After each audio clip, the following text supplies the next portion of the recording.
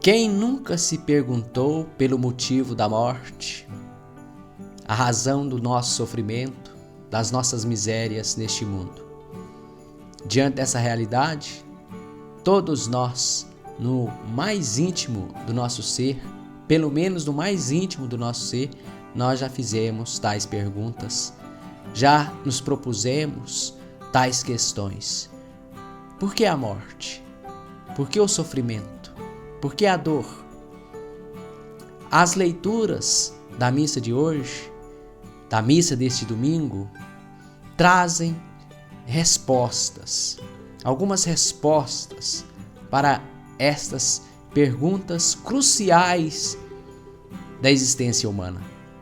A primeira leitura do livro da sabedoria, o Evangelho é de Marcos. Olá, meu irmão, olá, minha irmã. Eu sou o Padre João Batista. Vamos meditar essas leituras, buscando entender o mistério da doença, do sofrimento, da morte, e contemplando também que, pela fé, nós alcançamos o remédio, a vacina, para usar um tema do momento, um tema em pauta no momento. Em busca da vacina estão aqueles que acreditam que a vacina pode nos livrar da morte e da doença. Quem não acredita, quem não tem fé, não procura o remédio. Quem também não toma consciência da sua doença, da sua enfermidade, não procura remédio, não procura médico. Assim, quem não toma consciência da necessidade de Deus, não vai procurá-lo. Quem não tem fé em Jesus, não vai buscar a salvação que Ele trouxe. O santo remédio, a vacina da salvação e da salvação eterna. Salvação para este mundo, mas acima de tudo, a salvação para a vida eterna. Duas pessoas no Evangelho de hoje, Jairo, que sofria muito diante da iminência da morte da sua filhinha, vai a Jesus, procura Jesus, porque tinha fé em Jesus. Uma mulher que padecia de uma hemorragia que não estancava há 12 anos, já havia gastado tudo com médico e não conseguia ver-se curada, vai também a Jesus, pela fé. De fato, Marcos insiste muito no tema do seu evangelho, no evangelho de hoje especialmente, na fé, no tema da fé e no tema da salvação. Fé e salvar. Fé e salvação são as duas palavras que movem a narrativa do evangelho de hoje. Mas por que o sofrimento? Por que a morte? A primeira leitura da missa de hoje já nos dá uma resposta. Vamos contemplar essa leitura, meditar essa leitura um pouquinho antes de contemplar o santo remédio que Jesus trouxe para nós, que é a sua salvação. Salvação que é produzida por Ele, é claro, mas produzida para quem tem fé, para quem acredita que Ele pode salvar. Deus não fez a morte, nem tem prazer com a destruição dos vivos. Deus não fez a morte, nem tem prazer com a destruição dos vivos. Deus criou todas as coisas para existirem. E as criaturas do mundo são saudáveis, foram criadas de forma saudável por Deus. Nas criaturas não há nenhum veneno de morte, nem é a morte que reina sobre a terra. Não é a morte que reina sobre a terra, pois a justiça de Deus é imortal. Veja, Deus criou o homem, Deus criou o ser humano para a imortalidade, para a vida. E Deus fez o ser humano à imagem de sua própria natureza. Deus fez o homem à sua imagem, para a vida, para a imortalidade, porque Deus é imortal e nos fez também para a imortalidade, para viver para sempre. E agora a resposta: foi por inveja do diabo que a morte entrou no mundo. foi por inveja do diabo, do pai da maldade, do pai da mentira que seduziu o homem e seduziu a mulher, que levou o homem e a mulher ao pecado. E daí veio a morte. Foi por inveja do diabo que a morte entrou no mundo. E aí experimentam os que ao diabo pertencem. Quem pertence a Deus passa pela morte, mas não fica preso, não é escravo da morte. Porque Jesus veio até nós, assumiu a nossa carne, assumiu a nossa humanidade e morreu a nossa morte. E morrendo a nossa morte, nos conduziu novamente à possibilidade da amizade infinita com Deus. Nos conduziu à possibilidade de viver eternamente. Nós até morremos. Ou melhor, passamos pela morte. Mas crendo em Cristo, pela fé, ressuscitaremos com Ele. No Evangelho de hoje, como eu já disse no início, 2 pessoas em situação de dificuldade vão a Jesus com fé, buscando nele o remédio para a sua situação difícil. Isso nos faz lembrar até o Evangelho do domingo passado. Os discípulos apavorados no mar, durante aquela tempestade, dentro da barca, Jesus dormindo, gritam por Jesus, pedem socorro por Jesus.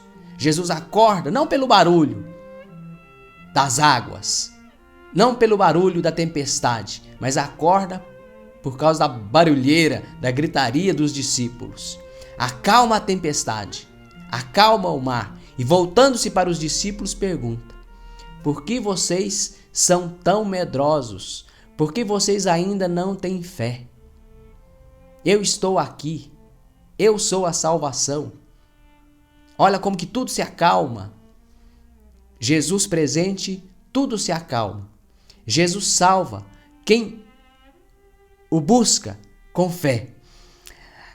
Uma mulher que padecia de um fluxo sanguíneo, de uma hemorragia que não estancava, que era motivo de impureza legal, era considerado como uma pessoa impura. Veja o livro do Levítico, vai aparecer na sua tela aí a citação. Por aquela lei, a pessoa ou a mulher que padecia desse fluxo sanguíneo, ela se tornava impura. Portanto, era marginalizada e não podia tocar em ninguém, porque se ela tocasse em alguém, aquela pessoa também que ela tocasse ficaria impura.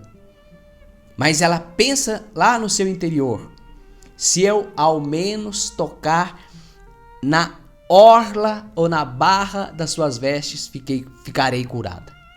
E assim ela vai e toca em Jesus e é curada. E Jesus pergunta: quem me tocou? As pessoas em volta, os discípulos perguntam. Olha a multidão que está te comprimindo. Havia uma multidão grande em volta de Jesus. E você pergunta: quem te tocou? E a mulher, amedrontada e trêmula, sabendo que havia acontecido algo extraordinário, caiu-se aos pés de Jesus e, mesmo tremendo de medo, contou-lhe a verdade. E Jesus disse-lhe: minha filha, a tua fé te salvou, a tua fé te curou. Vai em paz e fique curada desse mal. Fique salva, seja salva deste mal. Tua fé te salvou. Veja, tua fé te salvou. Ela estava a ponto de morrer, pois uma pessoa que está doente, se não toma um remédio, encaminha-se para a morte. Tua fé te salvou. E é exatamente isso, ao usar essas palavras, que Marcos quer dizer. Tua fé te salvou.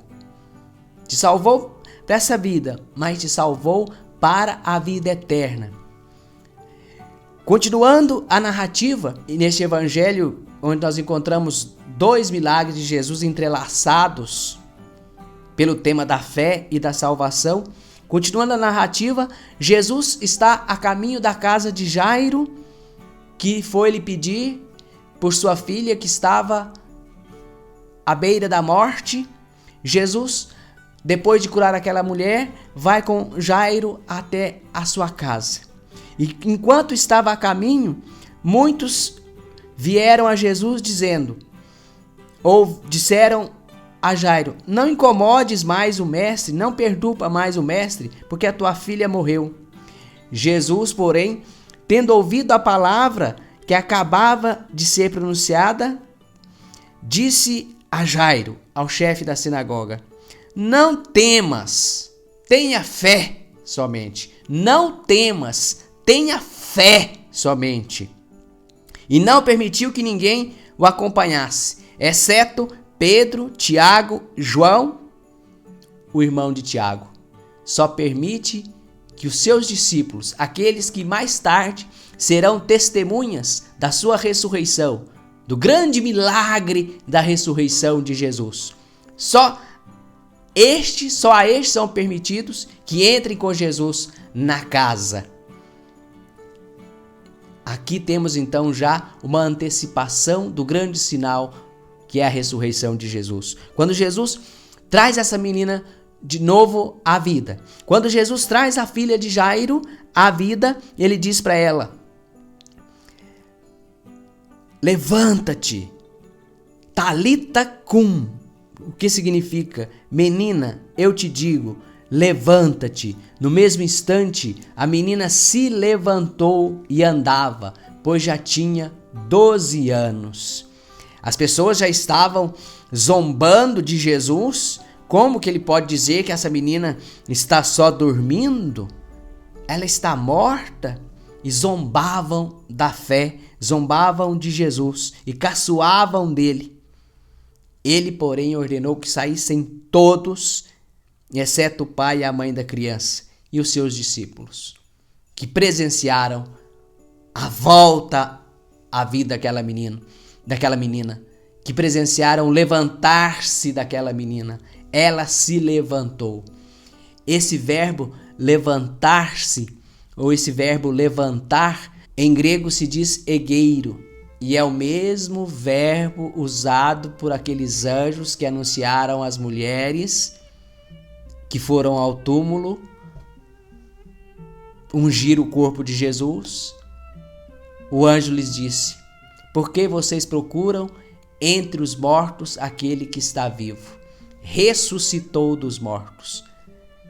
Se a gente traduzisse ao pé da letra, traduziríamos assim: levantou-se dos mortos. Portanto, aqui temos também já uma antecipação, uma prefiguração da ressurreição de Jesus. Assim como a ressurreição do filho da viúva de Naim, que aparece no Evangelho de Lucas, assim como a ressurreição de Lázaro, que aparece no Evangelho de São João, no capítulo 11, todos estes milagres de trazer pessoas que morreram à vida para este mundo são sinais, são prefigurações do grande sinal, do grande milagre que é a ressurreição de Jesus.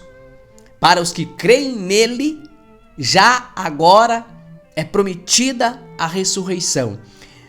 Certamente Lázaro, aquele filho da viúva de Naim, essa menina, no fim da sua vida terrena, conheceram a morte. E aí, de fato, ressuscitaram em Jesus para a vida eterna. Aqui trata-se certamente de uma revivificação. É uma palavra até difícil de falar. Voltar para esta vida.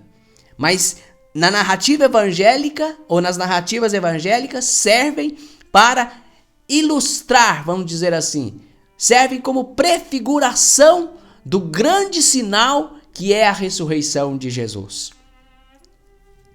E é na ressurreição de Jesus que nós somos salvos. É pela morte e ressurreição de Jesus que nós somos salvos, que nós somos curados e curados para a vida eterna. A fé é um santo remédio. A salvação nos é concedida, mas essa salvação é produzida para quem toma esse santo remédio, para quem tem a disponibilidade, a abertura para este santo remédio, que é o remédio da fé. Quem se abre à fé em Jesus salva-se, ou é salvo por Jesus, melhor dizendo, é salvo por Jesus. Deus não fez a morte, Deus não fez o sofrimento. O sofrimento, a morte, são consequências do pecado, que nasceu por inveja do maligno, que seduziu o ser humano e o fez pecar. E pecando, o ser humano conheceu a morte, conheceu a dor e o sofrimento. E Jesus veio para nos resgatar dessa condição de sofrimento. Ele é o sentido da nossa existência neste mundo. Se nos perguntamos por que da morte, por que do sofrimento, por que da dor, são realidades que estão aí presentes e nós não podemos negar. Se nós nos perguntamos a razão disso, a Bíblia responde, a palavra de Deus responde, por inveja do diabo. E como nós nos salvaremos e nos livraremos disso? Ou como nós somos libertos, como nós fomos libertados disso? Da morte, da doença, do sofrimento. Pela encarnação de Jesus, pela salvação que Jesus nos ofertou, morrendo e ressuscitando. Ele levantou-se dos mortos. Ele nos concedeu a vida. Ele nos levanta da morte. Ele nos levanta da doença. Ele nos levanta do sofrimento. Veja que a menina começou a andar livremente.